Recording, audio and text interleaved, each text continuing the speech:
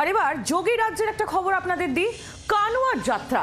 আর সেই যাত্রার যে পথ, সেই যাত্রা পথে প্রকাশ্যে মাংস বিক্রি করা যাবে না, নয়া এই ফরমান দিয়েছেন উত্তরপ্রদেশের মুখ্যমন্ত্রী যোগী আদিত্যনাথ।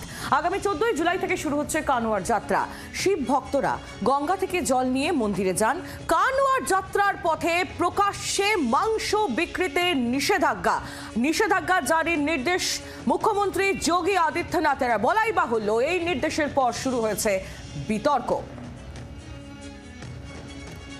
যোগী রাজ্যে নয়া ফরমান, প্রকাশ্যে মাংস বিক্রি করা যাবে না কানওয়ার যাত্রার পথে। এই ফরমান দিয়েছেন উত্তরপ্রদেশের মুখ্যমন্ত্রী যোগী আদিত্যনাথ। আগামী 14 জুলাই থেকে শুরু হচ্ছে কানওয়ার যাত্রা। শিব ভক্তরা গঙ্গা থেকে জল নিয়ে মন্দিরে যান, তাদের এই বিশেষ পুজো পাঠ থাকে। এবং এই যে কানওয়ার যাত্রা পথ, সেই যাত্রা পথে কোনোভাবেই প্রকাশ্যে রাস্তায় মাংস বিক্রি করা যাবে না, এই ফরমান দেওয়া হয়েছে মুখ্যমন্ত্রী যোগী আদিত্যনাথের তরফ থেকে। আর এই বিষয় নিয়ে শুরু হয়েছে বিতর্ক। আমরা এই ব্যাপারেই কথা বলবো। রাজীব চক্রবর্তী আমাদের প্রতিনিধি সরাসরি রয়েছেন আমাদের সঙ্গে। রাজীব, কানওয়ার যাত্রার পথে প্রকাশ্যে মাংস বিক্রিতে নিষেধাজ্ঞা, স্বাভাবিকভাবেই শুরু হয়েছে বিতর্ক এই নিয়ে। দেখো, উত্তরপ্রদেশে যোগী আদিত্যনাথ সরকার এই কাওয়ার যাত্রা, যেটি শিব ভক্তরা গঙ্গা থেকে গঙ্গার জল নিয়ে শিব মন্দিরে যান, শিবলিঙ্গে সেখানে তারা জল ঢালেন, এবং এই প্রক্রিয়াটা চলে এই শ্রাবণ মাসে প্রত্যেক বছর। এবং উত্তর ভারত জুড়ে এটি একটি ধর্মীয় একটি প্রক্রিয়া এবং একটি ধর্মীয় আচার তারা পালন করেন। এক্ষেত্রে দিল্লিতে অরবিন্দ কেজরিওয়ালের সরকার ছিল, তার আগে শীলা দীক্ষিতের সরকার ছিল, আমরা সবাই জানি। উত্তরপ্রদেশে যোগী আদিত্যনাথ সরকার ক্ষমতায় আসার পর 2017-র পর থেকেই এইভাবে প্রকাশ্যে মাংস কাটা, মাংস বিক্রি করা, অর্থাৎ যেখান দিয়ে এই যারা ধর্মপ্রাণ মানুষ যাবেন, মিছিল করে যাবেন, আমরা জানি যেরকম আমাদের পশ্চিমবঙ্গে আমরা দেখি তারকেশ্বর যাত্রা থাকে, ঠিক সেইভাবেই শিব মহাদেব শিবের মাথায় জল ঢালার জন্য তারা গঙ্গা থেকে জল আনতে যান, তারপর সে রাস্তা দিয়ে তারা ফেরেন। এই জায়গা দিয়ে তারা যাতায়াতের যে রাস্তা, অর্থাৎ সমগ্র রাজ্য তারা কিন্তু ঘোষণা করেছে একেবারে এই সময়টাতে, যে সময়টাতে এই যাত্রাটা হবে 23 তারিখ পর্যন্ত, এই 14 তারিখ থেকে 11 তারিখ থেকে দিল্লিতে এই প্রথমবার নিষেধাজ্ঞা জারি করা হয়েছে। প্রকাশ্যে মাংস বিক্রি, মাংস কাটার, মাংস দোকান বন্ধ রাখতে হবে। এটি কিন্তু প্রথম। তোমাকে জানিয়ে রাখি, রাজধানী দিল্লি শহরে এই ধরনের কোনো রকম নিয়ম এর আগে ছিল না। এবার প্রথমবার যোগী আদিত্যনাথ সরকারের দেখা দেখি, উত্তরপ্রদেশ সরকারের দেখা দেখি, দিল্লিতে এই যে ক্ষমতায় এসেছে বিজেপি সরকার, রেখা বর্মার সরকার, সেই সরকার তারা এই সিদ্ধান্ত ঘোষণা করেছেন।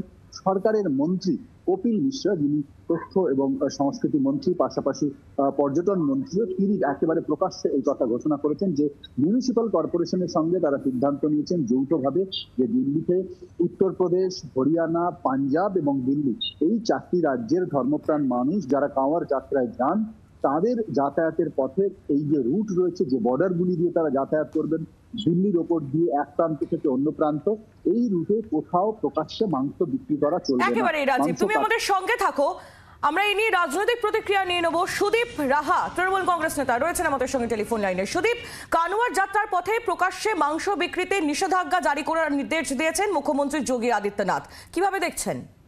দেখুন, বিজেপি মানেই কে কি খাবে, কে কি পড়বে, কে কোন রাস্তা দিয়ে হাঁটবে, কে কার সাথে মিশবে, এইসব ঠিক করে দেওয়ার রাজনীতি। আজ নয়, 2014 সালের পর থেকেই সারা দেশ জুড়ে ধর্মীয় রাজনীতি এবং সাম্প্রদায়িক বিভাজনের মাধ্যমে এই দলটা শুধু ক্ষমতায় টিকে আছে। আমরা বাংলা সহ সারা ভারতবর্ষের মানুষকে বলবো, দেখুন যে বিজেপির সাথে আমাদের ডিফারেন্সটা কোথায়, কে কোথায় দিয়ে যাবে, কে কি খাবে, মাংস খাবে না মাছ খাবে না শাকসবজি খাবে, এটা মানুষের নিজেদের অধিকার। এর মধ্যে নাক গলিয়ে মানুষের যে স্বাভাবিক জীবনযাত্রা, সেই জীবনযাত্রাকে ব্যাহত করার পাশাপাশি এটা আসলে একটা অন্যভাবে নজর ঘোরানো, যাতে সামগ্রিক উন্নয়নের বিষয়গুলো নিয়ে মানুষ ভুলে যায়, নিজেদের চাহিদাগুলো নিয়ে কথা বলতে না পারে, সেগুলোকে থেকে মোড় ঘুরিয়ে দিয়ে ধর্মে ধর্মে বিভাজন করে দিয়ে দীর্ঘদিন ধরে ক্ষমতায় থেকে যাও। আমরা ধিক্কার জানাচ্ছি, এসব জিনিস বাংলায় হয় না, এসব উত্তরপ্রদেশের সংস্কৃতিকে বাংলার লোক কোনোদিন মেনে নেবে না।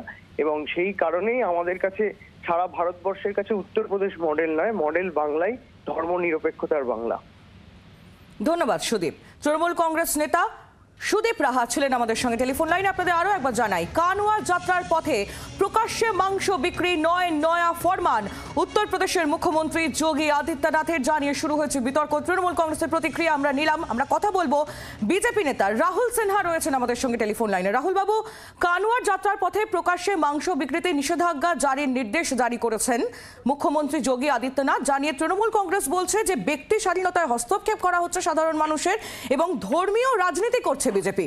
কি বলবেন আপনি? দেখুন, তৃণমূল কংগ্রেসের হচ্ছে যে কোনো একটা স্পর্শকাতর ইস্যু চাই, আর সেই ইস্যুটাকে নিয়ে ওরা রাজনীতি করতে চায়, সেই ইস্যু যেখানকারই হোক। বাংলা সর্বনাশ হয়ে যাচ্ছে তা নিয়ে ওদের চিন্তা নেই। দেখুন, বিষয় হচ্ছে আবহমান কাল ধরে এই যে কেদারনাথ, বদ্রীনাথ, গঙ্গোত্রী, যমুনোত্রী 4 ধাম যাত্রা হয়, সেই যাত্রার 3 মাস যাত্রা মার্গে কোনো আমিষ খাবার থাকে না, কোনো আমিষ দোকান থাকে না।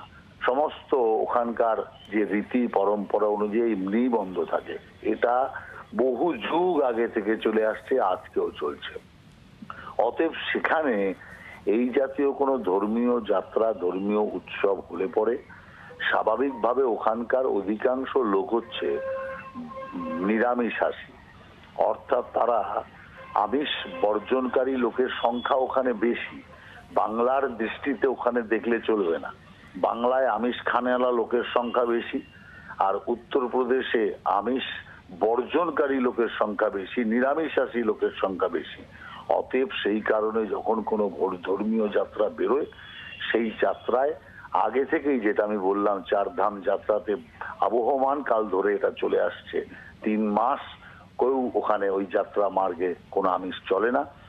ঠিক তেমনি ভাবেই এই যে যাত্রা আছে তার জন্যই এটা বলা হয়েছে। এটা যতটা তৃণমূল নেতারা ওদের এখানকার নিজেদের অপদার্থতা ঢাকতে একটা ইস্যুকে, নন ইস্যুকে ইস্যু করবার চেষ্টা করছে, কিন্তু আসলে সেসব কিছু নয়। ধন্যবাদ রাহুল বাবু। বাংলার আওয়াজ, বাঙালির আবেগ।